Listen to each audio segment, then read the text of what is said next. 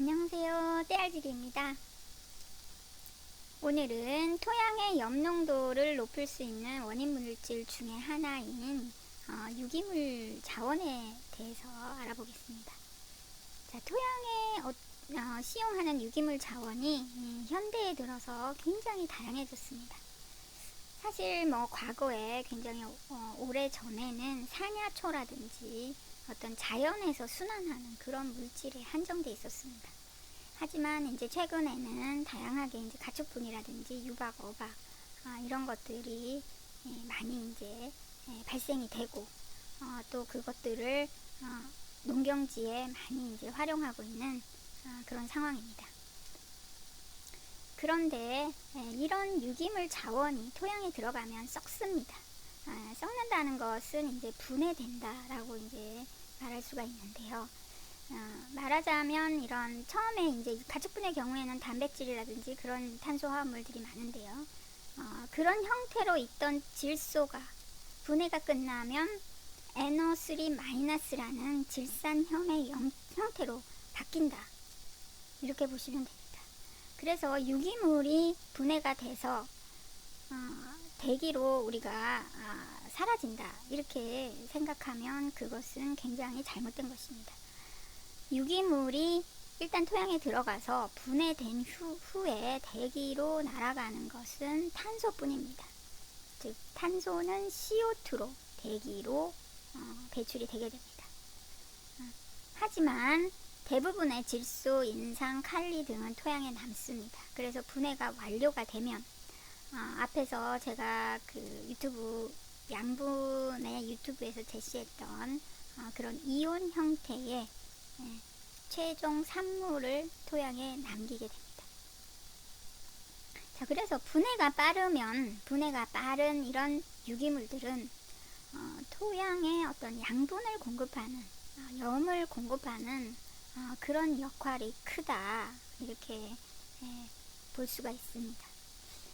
근데 분해가 느린 유기물은 어떤 토양의 어떤 물리적인 구조를 개선하거나 볏짚이라든지 이런 것들은 어떤 미생물의 서식처가 됩니다. 따라서 생물의 다양성을 높이거나 그런 형태의 이제 역할을 주로 하게 됩니다.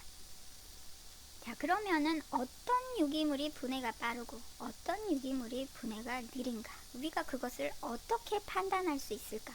그 판단은 유기물을 분해하는 미생물을 보고 판단을 할 수가 있습니다. 토양 미생물의 평균 탄질비는 8입니다. 토양 미생물이라고 했을 때 주로 세균, 곰팡이 이런 것들이 있습니다. 이 탄질비가 8이라는 것은 탄소 원자 8개당 질소 1개가 있다. 이런 뜻입니다. 자, 미생물이 토양의 유기물 자원을 분해합니다. 계속 분해만 할까요? 아니죠. 우리도 먹고 이렇게 활동을 하지만 또 성장도 하죠. 그죠? 미생물은 기하급수적으로 성장을 하는데요. 그 성장에 이용하는 탄소는 유기물 자원의 탄소의 약 3분의 1입니다. 그러면 이 3분의 1은 성장에 활용하고 3분의 2는 분해해서 이제 그 활동하는 데 쓰는 거죠. 그죠?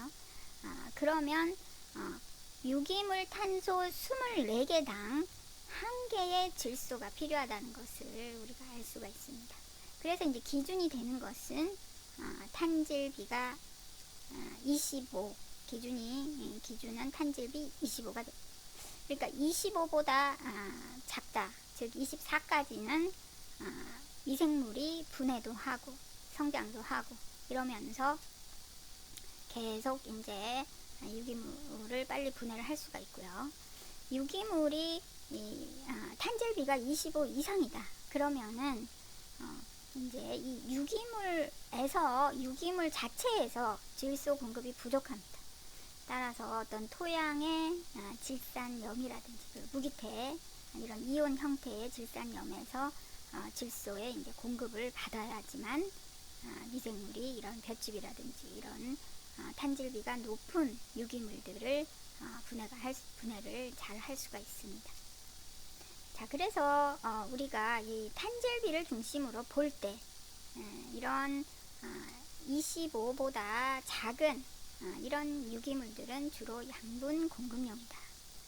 그래서 투입량을 너무 과다하게 할 때는 토양 염농도를 높일 수가 있다. 이제 이거를 우리가 잘 인식하는 것이 중요합니다. 만약에 이제 이걸 모르고 많이 넣었다라고 하면은 저희가 이제 현장에서 이런 양분이 과잉된 염류 집적된 토양에서 이렇게 질산태 질소를 현장 검정을 해보면 굉장히 높게 나오는 경우가 있습니다. 이제 500mg/L, 굉장히 이게 짙은 보라색이죠. 짙은 보라색으로 나온 500mg/L를 우리가 10cm 정도 요게 있다라고 하면은 비료량으로 환산하면 씨바르당 50kg N이 됩니다. 이거는 이제 고추라든지 그런 다비성 작물의 비료 시용량의 2배에 해당되죠. 굉장히 높은 그런 양분의 농도다. 자, 이렇게까지 높으면은 이 씨는 4dms/m가 또 이상으로 또 올라갈 수가 있습니다. 자, 그래서 만약에 이제 이런 경우에는 저희가 추천하는 것 중에 하나가 볏짚이라든지 이런 분해가 느린 유기물을 염류 집적 완화로 또 추천을 하고 있는데요. 그것은 아까 말씀드렸듯이 유기물이 그 탄절비가 높은 유기물을 분해하기 위해서는 토양의 이런 무기태 질소, 질산염들을 끌어와서 이제 자기 생체에 이용을 해버리죠. 그럼 미생물 생체에 들어가면 토양에 녹아있는 그런 토양물에 녹아있는 이온의 농도는 일시적으로 줄어들게 됩니다. 그래서 이제 염류 장애라든지 이런 것들이 약간 완화될 수 있는 그런 효과들이 있습니다. 그리고 우리가 이제 이거는 일반적으로 기상이라든지 모든 것들이 좀 평균적이다라는 걸 전제로 이렇게 말씀을 드린 거고요. 이런 분해 속도는 이런 기상, 기온이라든지 강수량, 그리고 토양에 잘 섞었냐 아니면 토양 위에다가 그저 덮어놨냐에 따라서 달라지고요. 수입량이 많으면 나오는 양분의 양도 또 많아집니다. 따라서 특히 이제 분해가 빠른 이런 유기물은 염농도의 어떤 상승이 우려가 된다라고 할 때는 이런 유기물들은 많이 투입하지 않는 것이 좋습니다.